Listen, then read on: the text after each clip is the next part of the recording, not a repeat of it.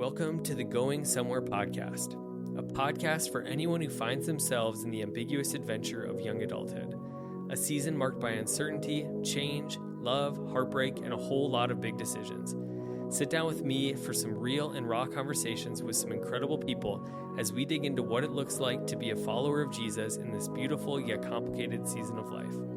If this podcast helps you in any way, please subscribe, leave a review, and share it with friends.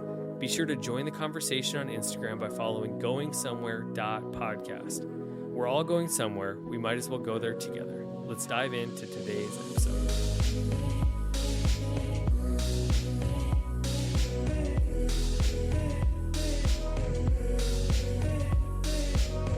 Hey everybody, welcome to the Going Somewhere podcast. Today I am joined by Tim Schurrer. How are you doing, Tim? I'm doing great. Pumped to be here. Tim, I'm excited to have you. Thanks just for taking some time to be with us. I actually discovered you when I was listening to Bob Goff's Dream Big podcast. I'm an avid listener of Bob's podcast. He's actually my number one dream guest for our podcast, but you were number two. But I was listening to his podcast with you, and as you were talking and sharing your story and sharing your book, it resonated with me, and I knew it was something I would hope to get my audience to be able to hear as well. So thanks for taking the time. Yeah, Bob's been a huge inspiration for me, and I don't think I would have written that book without his encouragement to just kind of keep adding a little something to it as the days and months went by. So to have somebody like that and who inspires people to dream big things and then go make it happen, I've been someone who's benefited from that message and from him. So he's a really special guy. That's awesome. Do you mind just kind of giving us a little bit an overview? Who is Tim? What are you doing? Where are you living? Just a little bit about your life. Yeah, so I live in Nashville, married, and I've got a couple kids. And, the fun thing for us, I moved to Nashville about 15 years ago. I had this big dream of being a musician. I thought that was going to be where I'd end up, wanting to go full-time into that world. And it's been interesting to see how that's shifted and evolved over the years.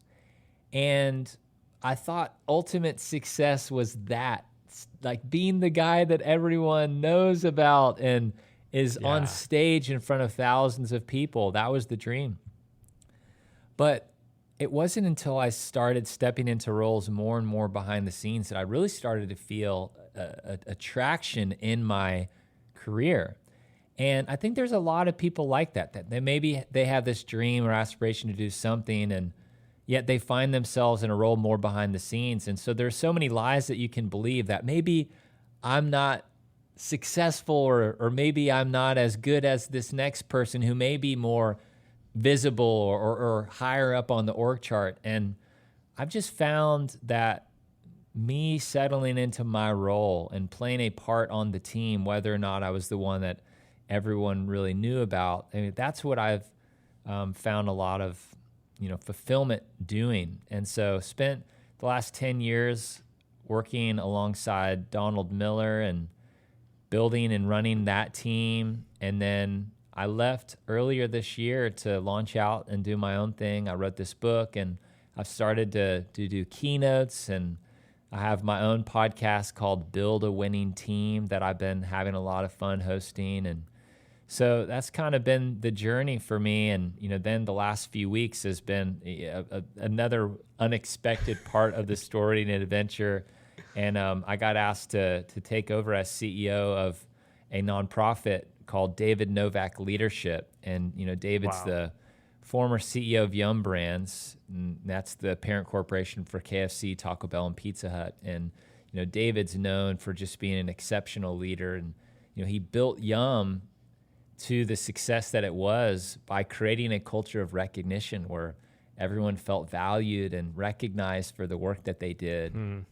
And so now I'm running this, nonprofit that is making the world a better place by developing better leaders at every stage in life. So there's stuff for the career and professional, and all the way down to an elementary school program even. And so kind of everywhere in between. So it's quite the journey for sure. Very cool.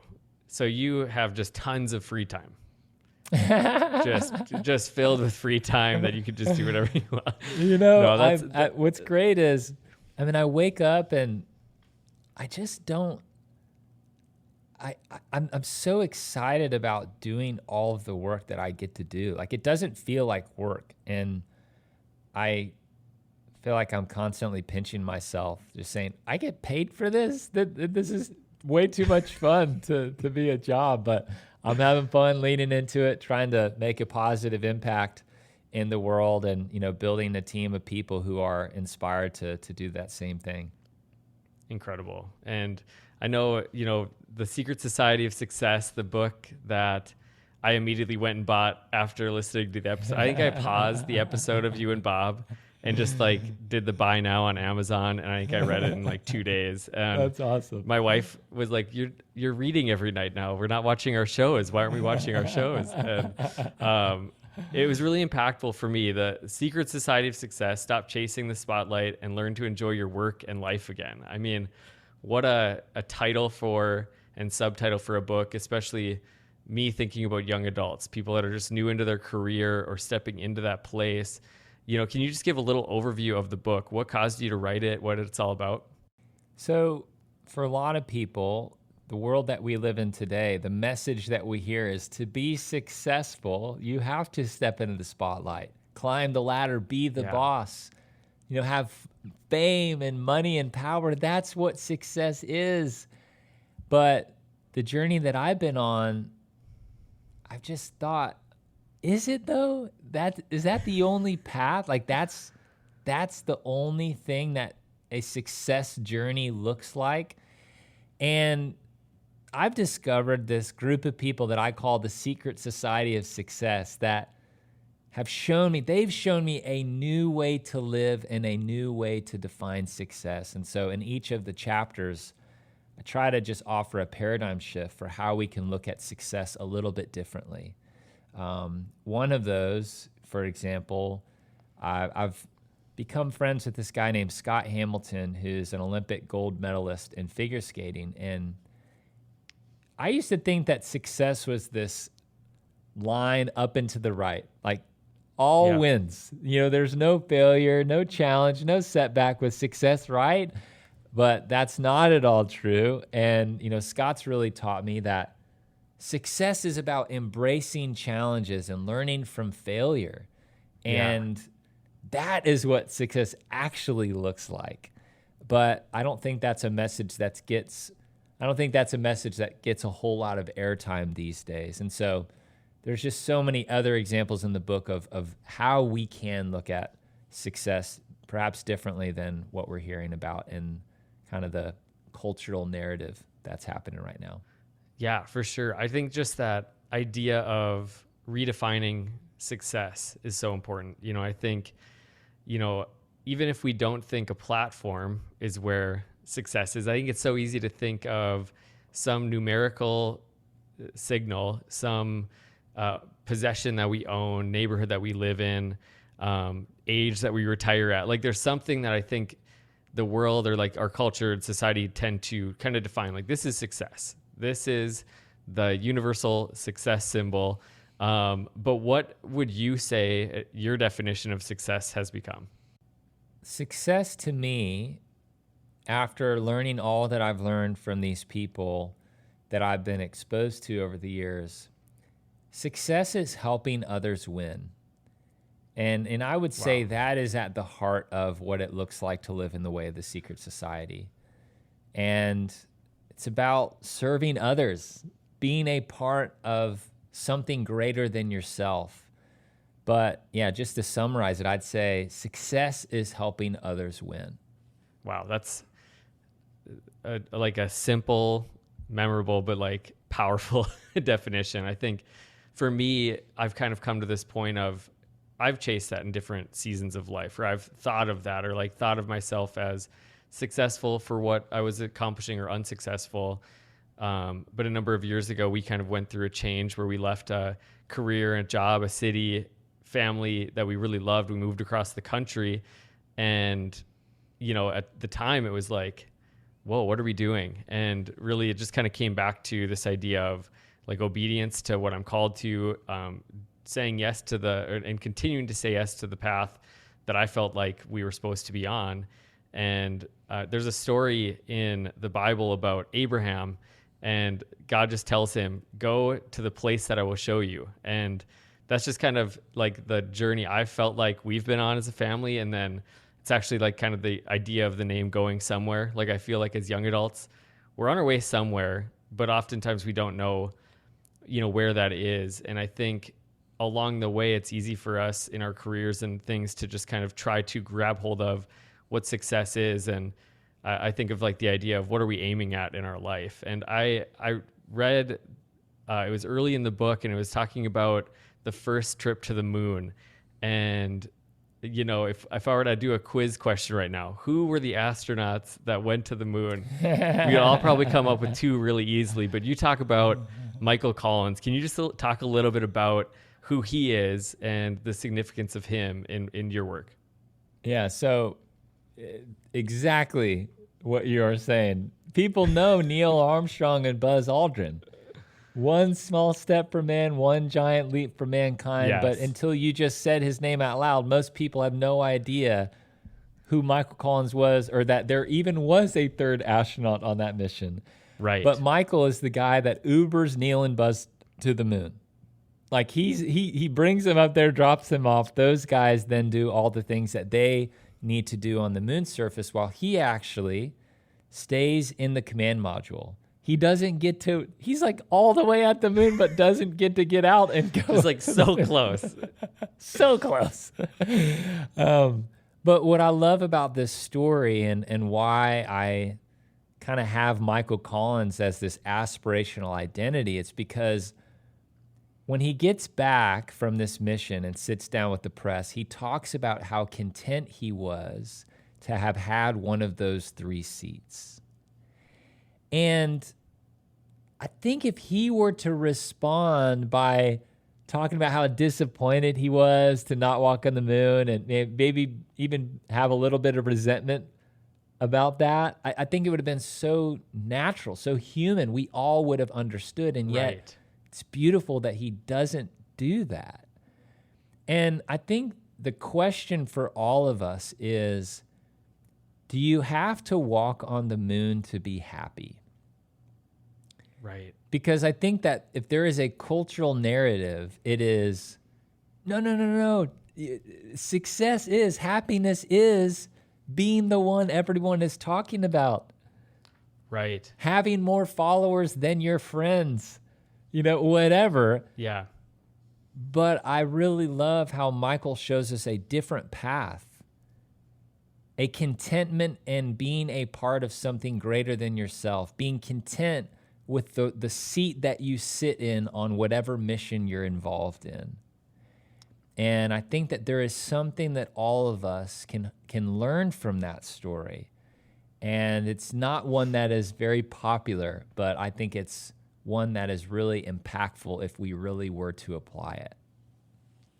Absolutely. I think even just like the biblical example of like the body, every limb, every part of the body has its function, and, they don't replicate each other. Like we need all of those things. And, I work at a church right now. That's kind of my context for work. And of course we have our pastor who preaches, and we have our worship leader who sings, and our band and all those things. But I was walking down the hall of our offices the other day, and Ben, who's one of our custodial team members, maintenance, he was just putting together a new conference table and putting together chairs, and he worked on it for hours and hours and hours. And it's one of those things that people will sit on and benefit from for years.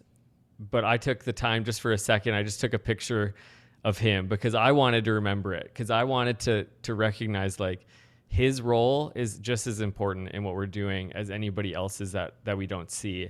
But I think it takes so much time and effort for us to come to that point. What are some practical things that you would say if somebody is maybe struggling because they don't feel recognized, they don't feel seen, whether that's in their career, in their status of single, married, just in what they're doing right now? What would your practical advice to them be? Well, let me start with a harsh reality, and it's something that I hate to have to say, but it's just true. And it's you will never be fully recognized for the work that you do. Wow. You won't. So what do we do about that? And I was at this show at the Ryman Auditorium here in Nashville, and it's one of my favorite places to go to a concert. And in this particular show, the lead singer was playing acoustic guitar, standing right in the center of the stage. And then for the next song, he jumped back onto a piano, which was a little bit further back on the stage. And for just a minute, the guy running the main spotlight lost him. And everyone in the audience knew what was going on because the spotlight was doing like figure eights on the stage. We all knew he was lost. And the lead singer just called him out in a joking kind way. He's like, "Gotta stay with me, bro." And, you know, the audience laughed and the show went on. But I just thought, isn't it interesting that it was because of this one mistake that we all paid attention to the guy running the spotlight. But if he would have been doing his job with excellence, he would have become invisible. And for most of us, if we are doing our jobs with excellence, we too may feel invisible. And so I think the first thing here is just to acknowledge the fact that not everything that you do is going to be fully recognized. And the greatest thing that we can do is, one, to fall in love with the work. Yeah. Be content doing the work whether or not we get recognized by anybody else. That's the first thing. But the second is to be people who recognize others for their work. We can't control if people recognize us, but we can be the ones to call out the work that we see that maybe is going on behind the scenes that others aren't noticing or recognizing or calling out. And so a very simple thing to do is just to notice that kind of stuff and to call it out like you did. You know, the example that you gave before I just gave my answer. And so that, I think, is available for all of us. And, it could be something as simple as, the other night after dinner, my wife cleaned up all the dishes when me and the kids were playing, and just to say hey, thanks for cleaning up the kitchen and doing the dishes.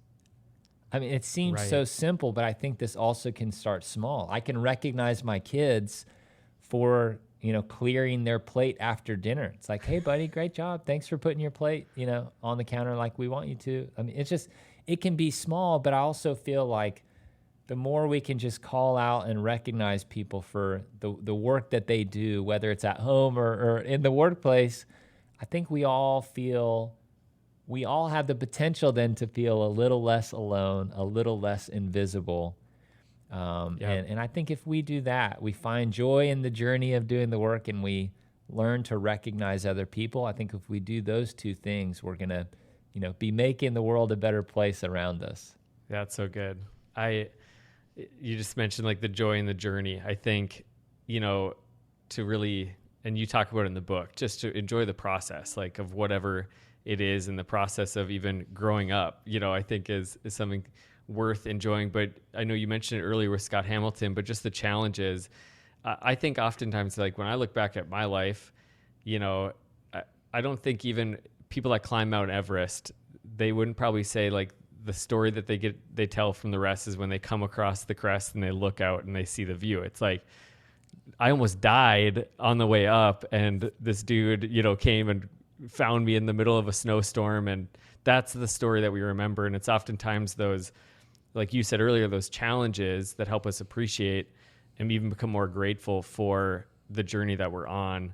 And I think that's just such an important thing. What's a time in your life where there's been a challenge that has really propelled you forward, that's helped you, or a failure that's made you realize successes in the failures as well? So early on in my career, I wanted to be a musician, and massively failed at that.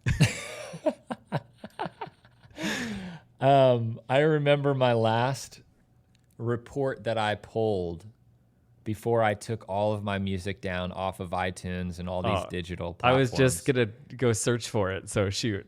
Yeah, it's gone. It was a long time ago. My last report, I made $12. And that's not that much money. It's like good if it's that's not paying your rent money. It's good if it's a lemonade stand. That's in a month. Yeah. Yeah, exactly. That's how much money I made in a month. So as I look at the dream that I had of becoming a full-time musician and the reality of I made $12 in that final month before I pulled everything,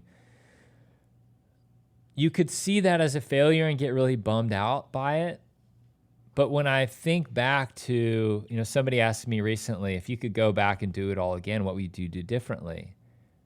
And I actually say I wouldn't change anything, because all of these experiences that I've had, whether it be in trying to be a musician and that not working out, or then working alongside a musician as an artist manager, I did that. I worked at Apple for a few years. I spent some time at Tom's Shoes. I worked with Dawn for a decade. Yeah. It's like all of these things have prepared me to now do what I'm doing, and, writing and releasing this book, now stepping into the CEO role with David Novak Leadership. All of these things have prepared me for what I'm doing. So I don't look at it in a way that would be very easy to look at it, which is a failure. I look at it as learning, lessons that I have been able to kind of accumulate along the way to get me to the place that I am now. And I'm going to be learning for forever, right? Yes. Like, there is a joy in the journey of learning new things and trying to get a little bit better every day. I mean, the silver bullet is continuous improvement. Like, a lot of people, I think, in their career or in business, they're looking for a silver bullet. And I just feel like the silver bullet, there is no silver bullet. If there is one, it's continuous improvement, just trying to get a little bit better. And I feel like that's the journey that I've been on. That's incredible. What is something, the person that's in kind of this new career, I think a lot of times when you step into a new career, it's a building process. It's something that it's not my dream job yet. This isn't where I want to end. And I think there's that idea of like the ladder, we climb the ladder. But with that person that maybe is in that environment, that there is a way to get ahead in your company. There's a way to kind of get ahead in your industry. Would you have any advice for them in regards to the secret society of success and serving others, that you would advise for them?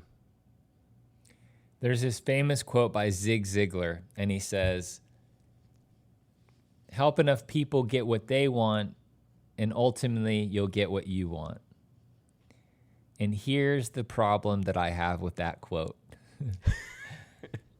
I don't mind the first part of it. Help enough people get what they want. I think that's a great start. Help others. That's what he's saying. Yep. But I don't know if this was his intent. I don't think this was his intention in writing that. But I think that the second part, there's a slippery slope here, which is, and ultimately you'll get what you want. The caution I would have is, are you only helping others so that you will get something in return? Right. That it, in the end, is a self-serving practice, you helping others.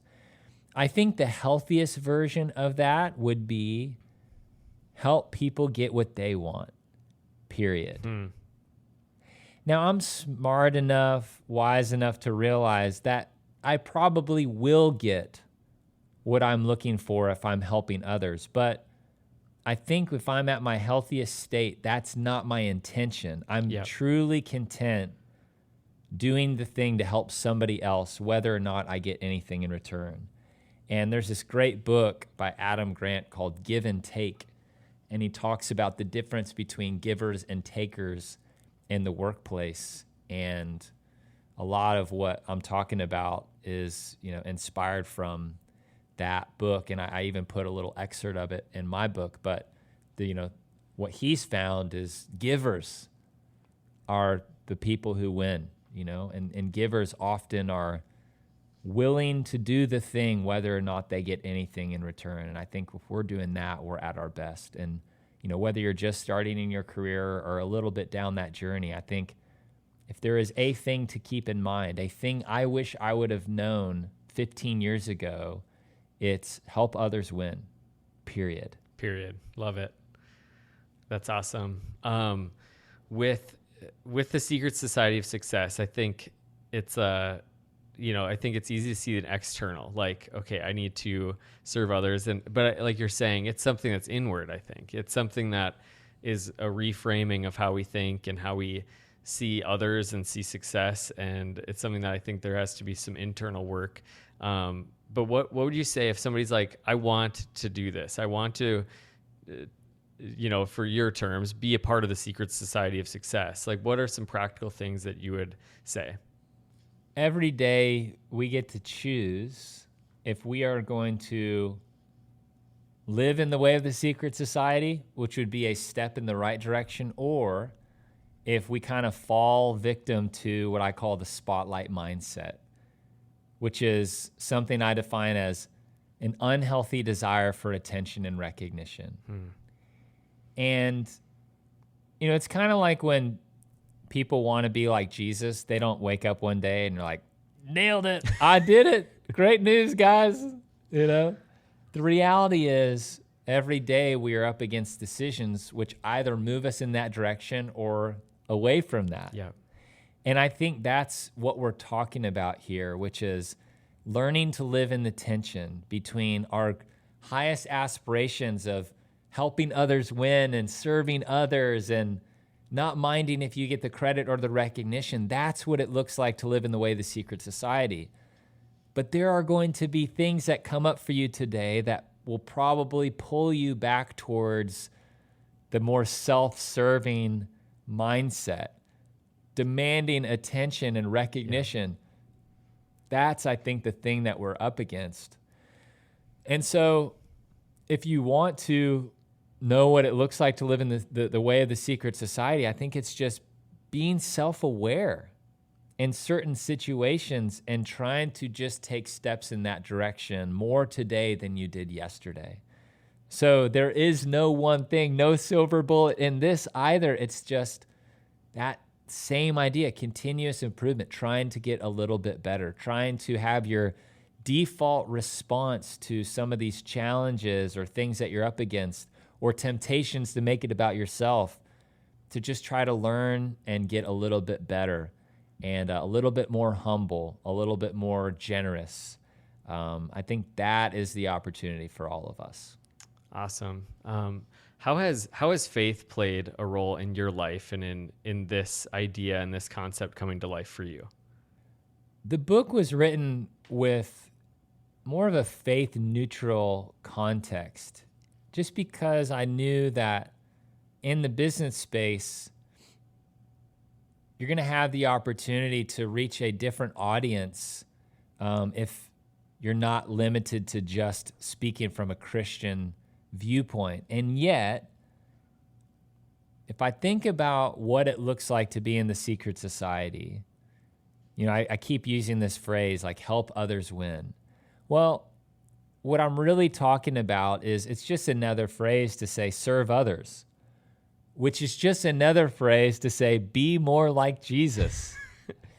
So here I have this book written about, defining success a little bit differently and pursuing a version of success in your career that looks a little bit different from maybe what culture is telling us success is, all the while the foundation of that being serving others and helping others. And so that's how faith has played out for me in my life, but also what I hope other people are inspired to show up as in their lives and their careers as well.